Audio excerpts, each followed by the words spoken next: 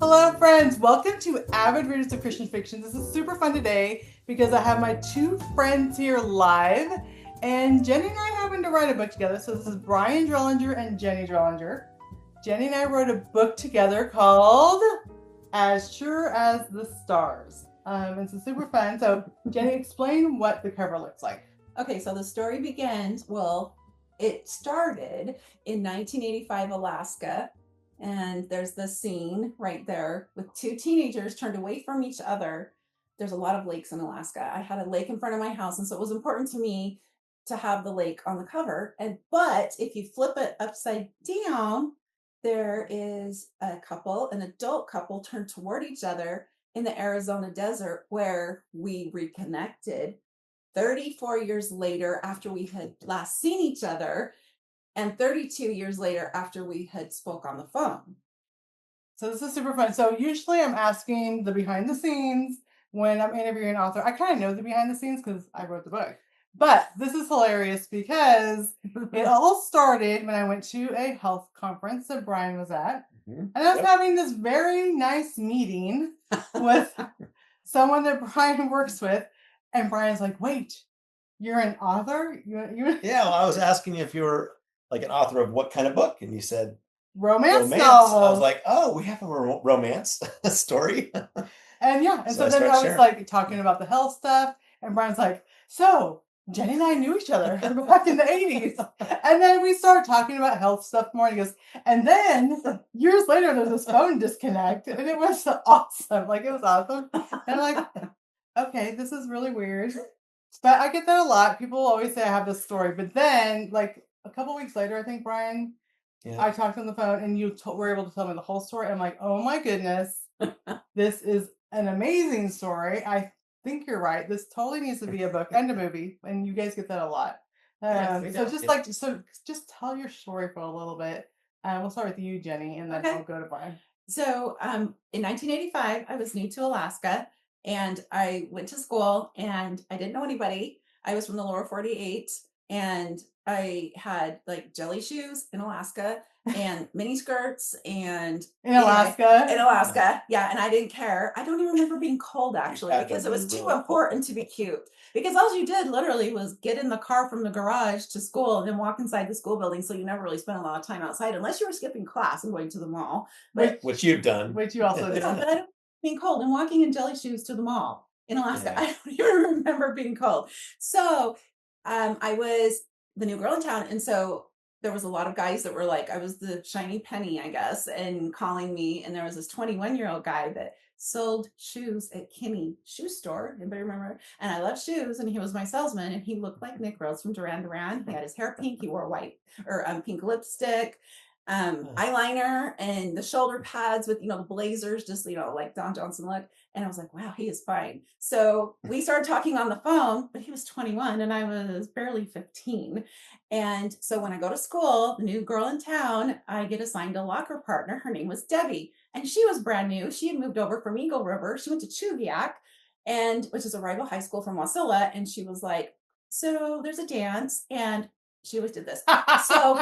So my boyfriend's coming over, and he should bring his best friend, Brian. He's really cute and he has a nice car. So I think you guys will get along. And back up just a minute though. When Debbie went to Chugiak, at first she had her eyes on Brian. She thought he was so cute until she met his best friend, Jerry. Then Brian just, so she did the next best thing. Set me up. So here comes Brian and Jerry to the dance. In those days, there was not, I didn't know what he looked like. Back in the 80s. 1985. I didn't know what he looked like. I just trusted that she said he's really cute and he has a nice car. I'm like, okay, that's pretty good. That's like the most important thing because you're 15 years old. Cute, a nice car.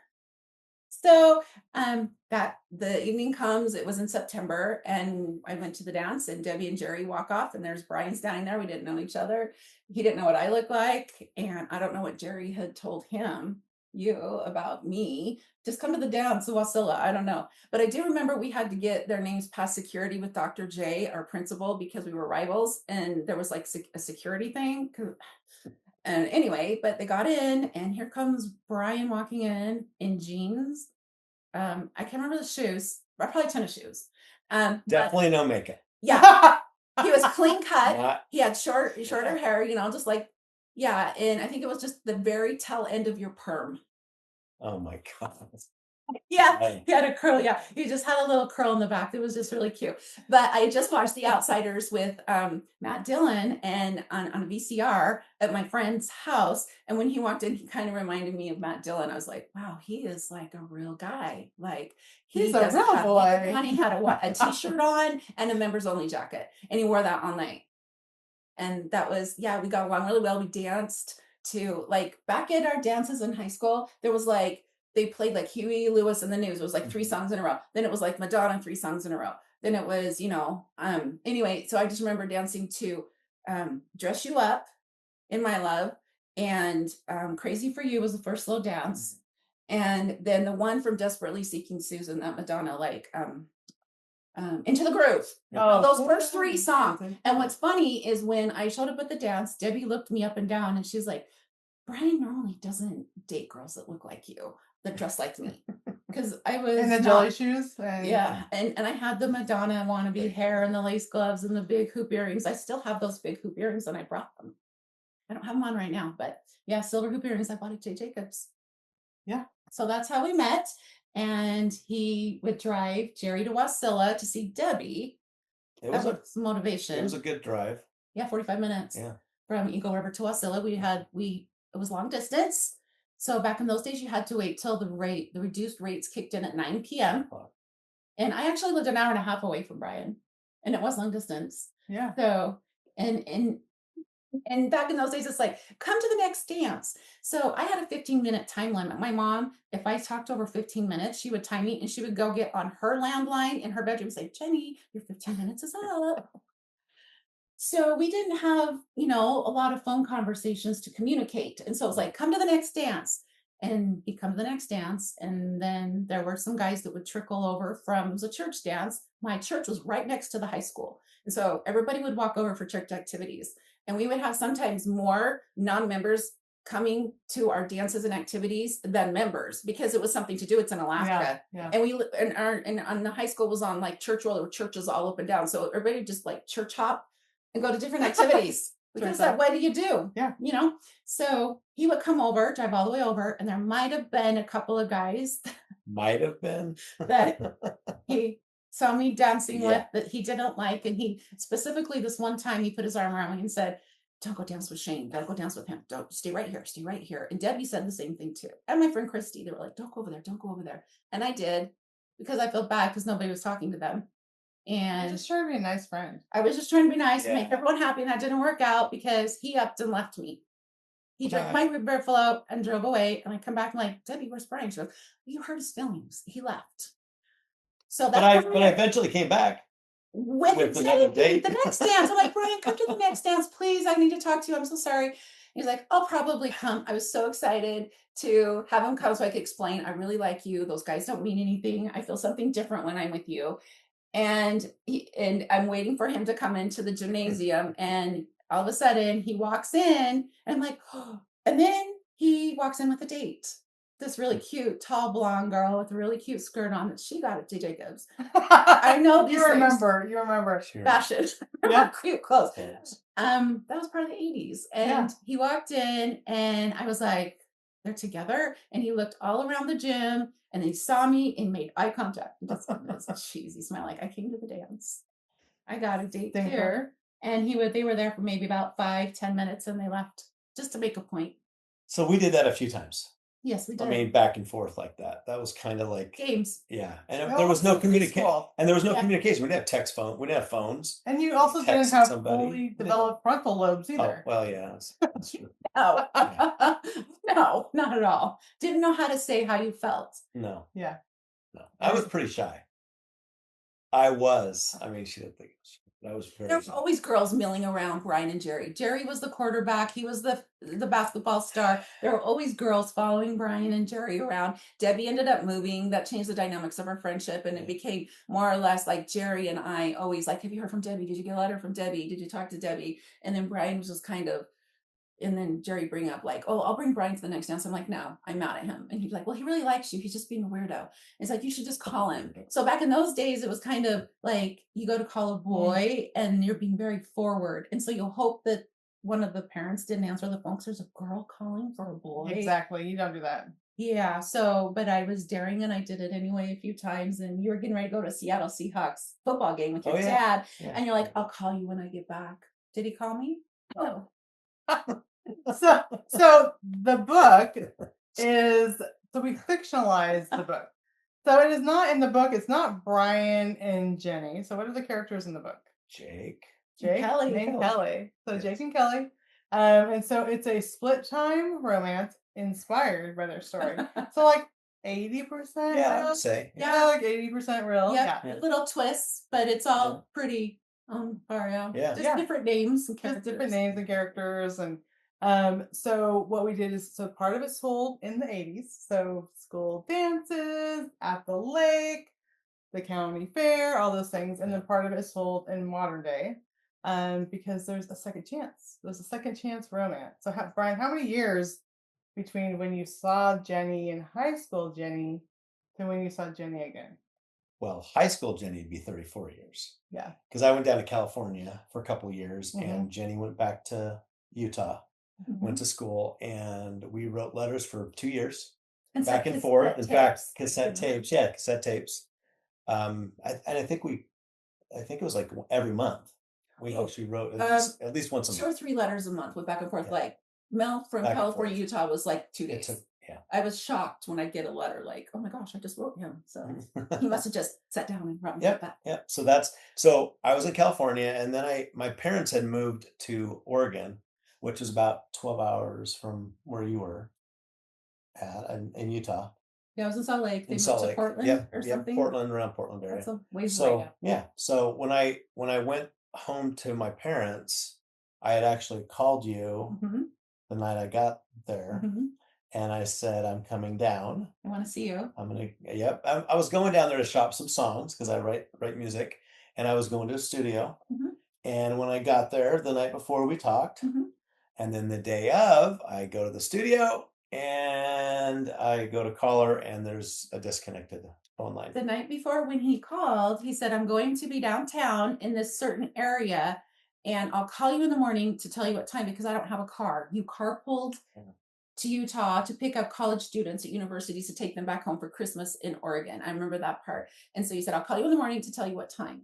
And I was like, okay. And he said, the last thing he said was, I'm really excited to see you. And I was like, Brian John is really excited to see me. And I said, I'm excited to see you too.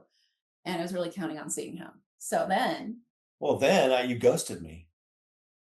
This is where the stories are different. I didn't know. I didn't know what happened, but I just knew that I couldn't get a hold of her. Yeah. So unbeknownst to me, there were 6 of us living in an apartment. And back in those days, in the 80s, late 80s, you had to have one person had the utilities in their name. So we had been trusting our roommate that had the phone bill in her name to US West Communications. We were writing her a personal check every month to what we owed for our portion of the phone bill, trusting that she was paying it. But we should have wrote the check to US West Communications. So anyway, the morning he was to call me, I never got a call, and my classes were over, finals were done. I had to go to work the next day, and 2 days later I was flying to Alaska for Christmas. So it was critical that I saw him because I wasn't going to be there for, till January. So the phone didn't ring. I went to call my mom about something, and the phone was dead. It was like dead. Like you pick up the phone, it's empty. And so I was like, oh my goodness, they were doing construction on First Avenue in front of our apartment complex. And like, they hit the landline, they hit the phone line. So I go across the hall to my roommates and ask, or my neighbors, did your phone work? And they were like, and so I go over and they had a dial tone. And so I called, I can't remember if I called my number or I probably hit 0 first and called the operator. My phone isn't working. And, oh, your phone's been disconnected due to non-payment of services. It's like, what?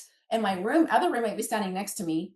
And she was like, oh my gosh. And she just stormed off because we knew what had happened because we all worked at the mall for $5 an hour. And this particular roommate was coming home with she had bomber jackets from Lerner, New York, which was really in style, 1989 bomber jackets, bags from Nordstrom's, perfume. She had so much perfume. She was back then our phone bills were expensive, long distance, like every month. Mine was like $200 to $300, at least $300. And my parents would pay for it because I had to call home And that's when you wait for the reduced rates at night. But anyway, all of a sudden, I'm seeing this in my mind. I'm like, Brian's going to think I'm playing another game. He's back on my turf. And now this is like me showing up with another guy when he comes all the way to Wasilla, and I'm dancing with another guy. But he thinks I did this on purpose now, just to show him, like I win or something. I don't know. So I immediately ran over to my place and changed my clothes and my black leather skirt on that I've been saving for a special occasion. And I had it on layaway, and I just got out of layaway. And I was running down South Temple past the Cathedral of the Mall, and it was noon. And so the bells were tolling the noon hour. And it started raining, and I got downtown 3 blocks away and to the building that I thought he was at. And you could only get in with a key card. Yeah, it was security. It was like a recording studio. And I waited outside. I walked around. I went to the food court, came back out through the double doors, went outside, sat on the cement bench, and it started really raining, and I didn't want to get my hair ruined. And I never found him. I couldn't find him, and I had to go to work. So I walked across the other street to go to work, and I'm looking through the white pages trying to find any Drollinger in the Salt Lake Valley. There's no Drollingers. And I'm like, he said he was a family. I didn't think that it might have been his mom's side. I didn't know his mom's maiden name. So nothing. So I went home to Alaska. I was telling my mom the story. She's like, well, he has your address. Surely he'll write you a letter and ask what happened. I'm like, okay. So I couldn't call from Alaska to my roommates because they didn't have a phone to find out if I had a letter from Brian Drollinger. So I had to wait and then the volcano erupted in Alaska. And so the airport was closed down and I couldn't get to Utah. So all the anxiety and angst that I was like, do I have a letter? Do I have a letter? And I'm like, but he has my parents' address in Wasilla. And I thought I told him I was coming up here, but maybe I didn't because we just had a short, quick call that night before. Yeah. So I got back to Utah, nothing. He drove and left me. Yeah. She ghosted me. So he has his story, and I had my story that we found out for 32 years. Except our friends, Debbie and Jerry, that set us up in 1985, they reconnected 17 years before we did. And when she announced that she and Jerry had gotten back together, I was like, oh my gosh. And then I was like, all of a sudden, well, first of all, I thought Jerry died in that mountaineering accident. So, never, he didn't die. Again, miscommunication. So when she called me and said, Jerry phoned our sister, reach out to me. And I'm like, oh my gosh, that's so sad. And she's like, no, Jerry is having a hard time. I'm like, wait a minute. Jerry's alive. Like Debbie and I didn't discuss Alaska. Yeah. We were discussing our current families, kids, spouses, and our careers. We never talked about Alaska. And I think we just put that behind us because we knew that was in the past, and it was sad that it was just like these feelings we had when all 4 of us were together. It wasn't just Brian and I, it was the 4 of us. We all got along so well. And Jerry had married, Debbie had married, I had married, Brian had married later. And I knew a little bit about him, but the first thing I said to Debbie was, does he still talk to Brian Drollinger? And she's like, I think so. I'm like, okay, if Brian ever says what happened to Jenny Smith, tell him I died because he's dead to me. And I kind of told her a little bit about it and Star. That's another story, but there's a lot of them. But she's like, I think you guys just need to talk. You need to clear up this misunderstanding. And that was in 2009. And I was like, there's nothing to discuss. Anyway, moving on. And so once in a while, she would just bring up his name or like his successful business. And he has a bunch of kids. And I was like, okay, so anyway, my daughter's in the Philippines right now serving a mission. So I just kind of deflect it. But she always knew deep down, she was like, there's something, because I know you, Jennie. Yeah. Just like, okay, we're not, extending the conversation. You're shutting it all down. So how many years later was that? 32 years. Yep. 32 so years. So I was living in Idaho at that time, and I didn't know Jennie was actually living in Idaho, the southern part of Idaho. So we were living on opposite parts. 3.5 hours away or something like that. Yeah, across the state. And I didn't know anything about Jennie as far as like what her life was like or anything like that. Good. I knew nothing about her. And then, so I was going through a divorce, and like you said, I had 7 kids, and it was a really tough time for me. Yeah. Like really stressed out about everything. And I reached out to Jerry multiple times. Yes. And I was talking to Jerry. He's kind of walking me through everything. He had been through divorce himself, and he was married to Jennie's best friend, Debbie, who's Amy in the book. Amy in the Ben book. and Amy. Ben and Amy. And he said, you need to reach out to Jennie. And I'm like, why would I reach out to Jennie? And so he told me that Jennie was a paralegal in the state of Idaho, and her firm could help me get my lawyer because I didn't have a lawyer. And I was looking at all this stuff going on and trying to figure it all out. And so Debbie, which is Amy, reached out to Jennie, who's Kelly, and in the book, asked permission. And then I reached out to Jennie. And we can't give too much away because we want them to read. Okay. We want them to read the book. Right. So the book takes place like it goes back in the 80s, but it takes place like right before Brian reached out to Jennie and Jake and Kelly reconnected. So the novel starts right at that time when she's like, Valentine's Day is horrible, romance is horrible. Yep. There's no good things, and then all of a sudden, can Jake in the book contact you? And she's like, what? What's going on? So no. I don't want to talk to him. Dead.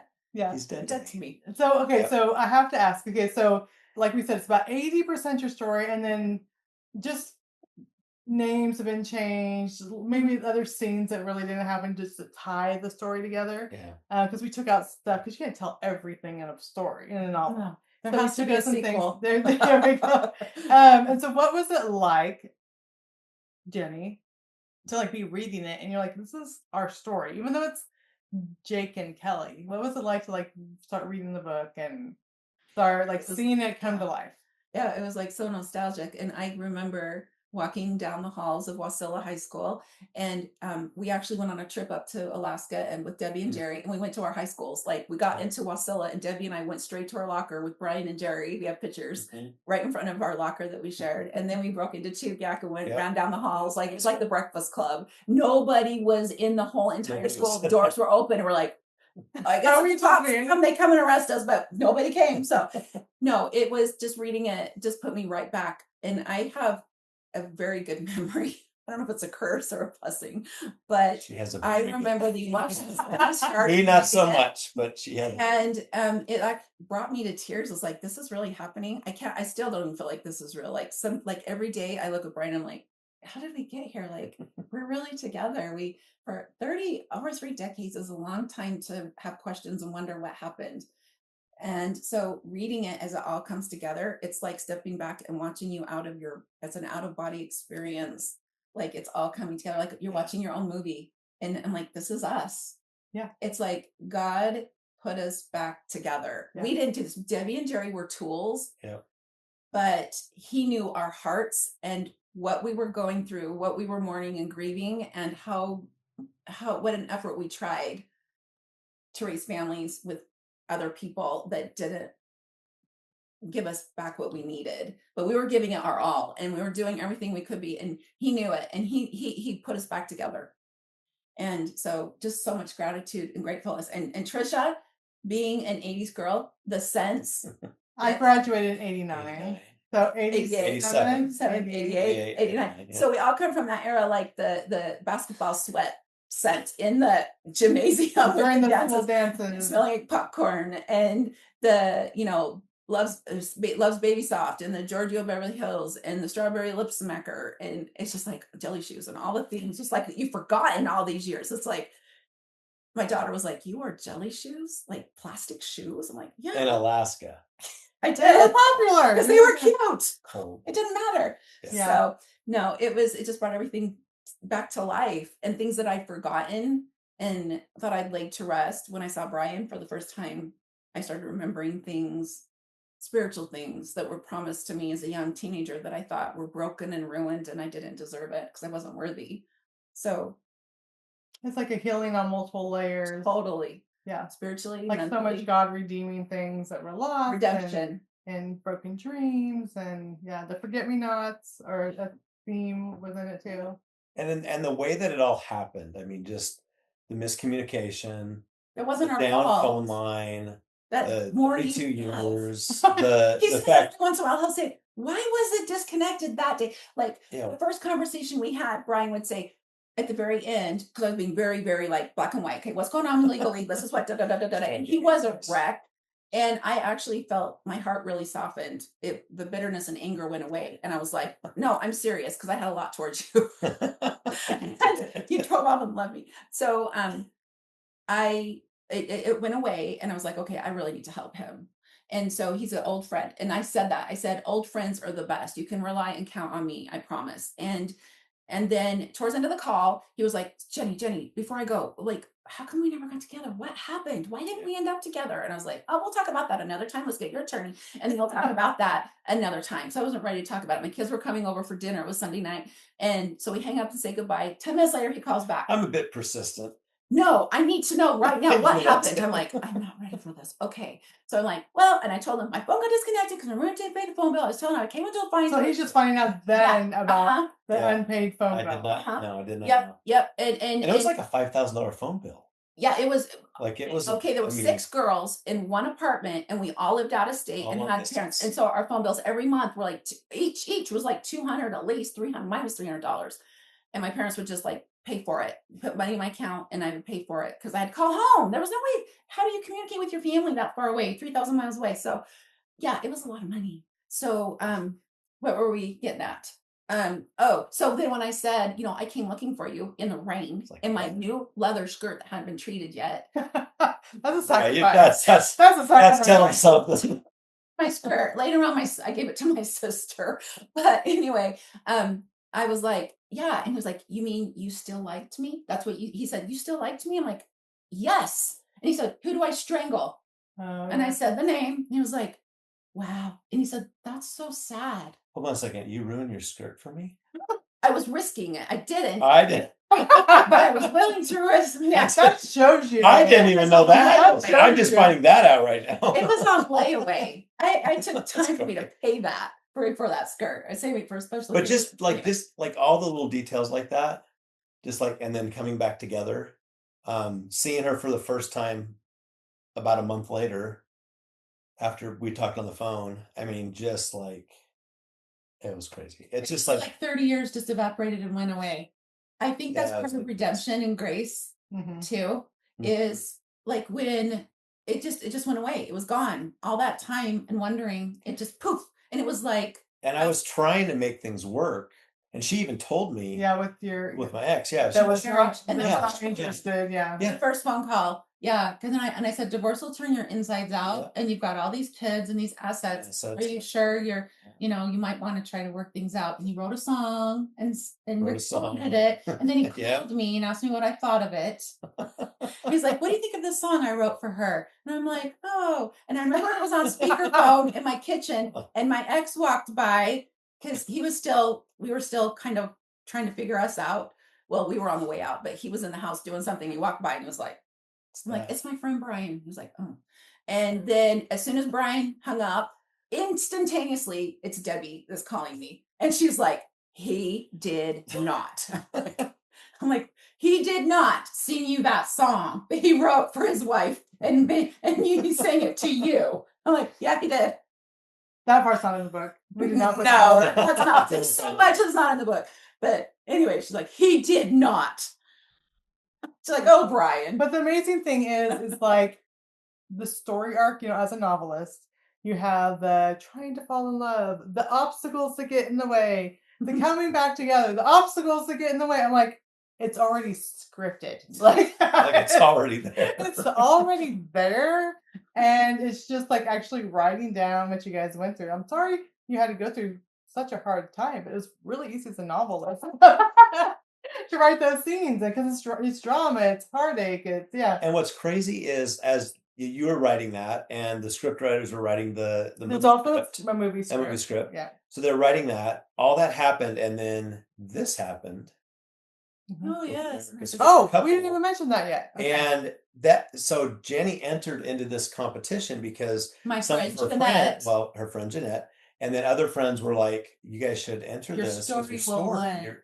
And so because it's like a story of second chances when you have no hope, a story of second chances and like redemption and hope. Okay, yeah. And so it's like she did that. She and she entered it, and. America's favorite couples love story. The ultimate love story was hosted by Emily and Jeff Goldblum. Yeah. And so that happened like in between like everything happening. Like, and the book wasn't, and the book and the script. And then we ended up winning this competition. Like, how many people entered that competition? 212,000. So out of 212,000, they got voted the best love story. Basically. Yeah. And so that, I mean, that just kind of, if you look at like the timeline of everything, it's like completely crazy. Like, I mean, you can't make it up. It's like, it's just these little tender mercies and validation that God has his hand in this, in this message. Yeah. And for us to meet at this health conference, and he's like, I have to tell you this story. I'm like, okay. Who are you, you stalker? Who are you? And then I talked to Jennie, and then we're all good.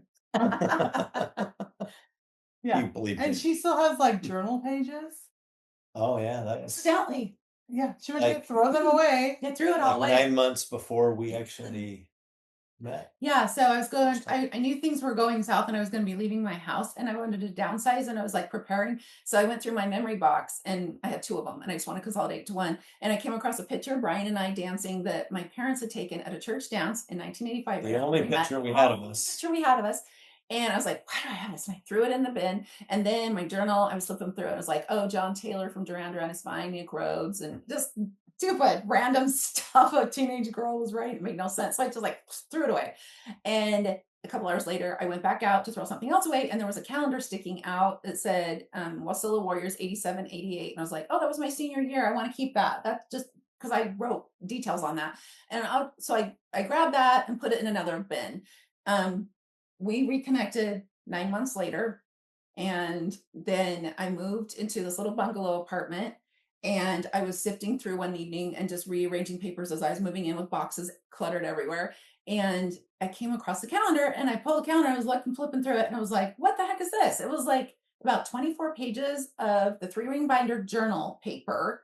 And I saw Brian Drollinger's name, Debbie Short, and Jerry Fulmer. And I'm like, and I start and Star, and I'm looking through it. And I'm like, oh my gosh, this is the story of how we met. Those, for some reason, when the 3-ring binder went in the bin, it broke open and those pages got stuck in the calendar.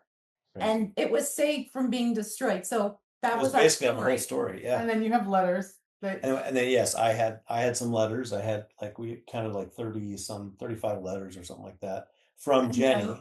Yeah. To me. And we found out through those notes that the recording studio he was at. Oh yeah.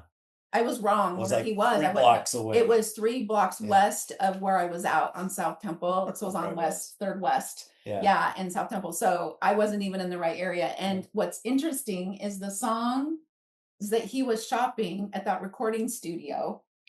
He is currently recording songs with the owner's son at a different recording studio, but it's the same family that he was recording at in 1989. Yeah.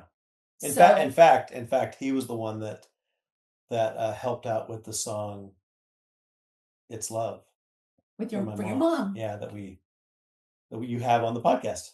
And the mom is also in the book. In the book. And then you have a podcast now. Yes. Yeah. So talk about that. So she's like, all of a sudden we're writing a book, and then that's my book. That's my book. And is writing a book as easy as you thought it would be? No, I can't even believe and also it digs up a lot of emotion and vulnerability. That's something private that is out there now. Everyone's reading your love story. But it's a sweet love story. Oh yeah. Like you guys did everything right. You tried really hard. I mean, I think God honors that too.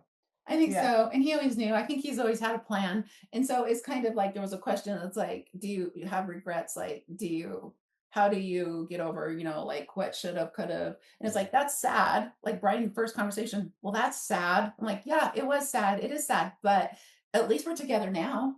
Yeah. And we have the future to look forward to. And we have this story that we can tell and share with others. It's already inspiring other people. Yes.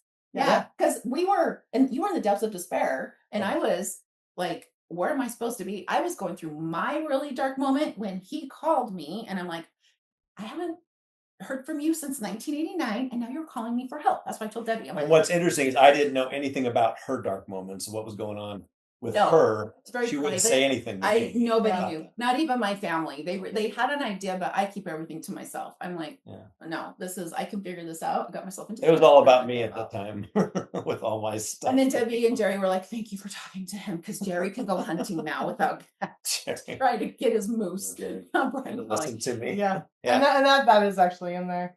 Ben's like, I cannot pick up another call.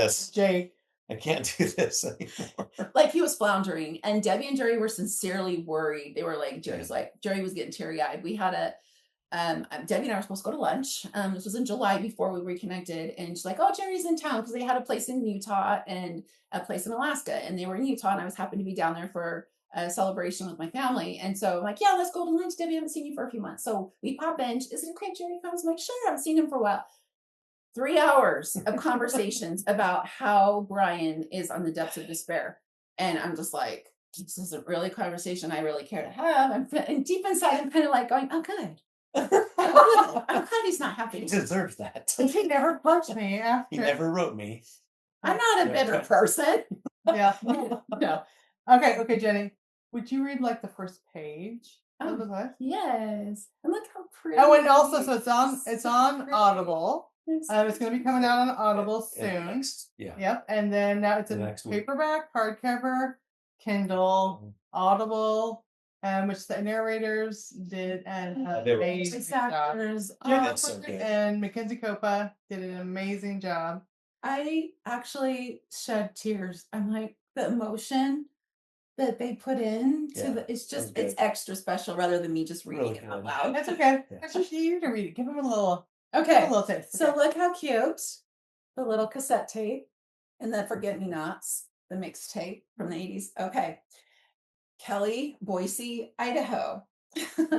It's nearly Valentine's Day, arguably the worst day of the year. Valid. Red roses, heart-shaped balloons, boxes of chocolates wrapped in foil. All of it a cruel reminder that true love is fantasy. Once I believed in it, I tucked away pieces of hope like folded notes in my pocket, but hope doesn't keep you warm. Coffee does. I love that. The wind nearly ripped the door from my hand as I stepped out of the car. Idaho weather clawed at my coat before I could slam the door shut. I shivered as a February gust bit straight through wool and home. Yeah, wool and bone. Sorry. Stepping into a puddle, I realized the parking lot was a slurry of gray snow and slush, and my shoes weren't right again. Trisha knows me. Proof that life was cold, wet, and unpredictable, and I was never prepared for any of it. Yet another happy, heart-filled holiday had come, and I told myself I didn't need any of the hoopla. I needed caffeine. I needed warmth, not another manila envelope filled with legalese and regret. How had my life become this? Regrets bound in legal jargon, divorce attorney by trade, and a couple of years ago, a divorce survivor by necessity. I wanted to help women not get trampled the way I had been, but I knew the truth, and no amount of paperwork could fix. There's nothing in the law books that can heal a heart. There you go. Trisha's so good with words. That almost made me cry. Do you want to read, Brian? No, listen to Audible. He's like, listen to the Audible book. You don't have to. Yeah. So we're going to put in the show notes, we're going to put links to Second Chance of Love Side B. That's the podcast. The podcast. Because side A of the cassette is the first side, but the second side is the best. It's side B. Yep. All sides. Second chance stories. And then we have links to the book. And yeah, I'm so glad God put us all together. It's a miracle. It's another God wink. Yeah. You were meant to write the book, Trisha. Oh yeah. Yeah. You're such a good listener, and you can put the details of Brian's like, how does she do this? I like it. It's fun. Because it's your talent. You were meant to. And now I know so many things about you. Too many things. I love it. But awesome. So thank you for being here again. The book is As Sure as the Stars. And we'll put all the links in the show notes.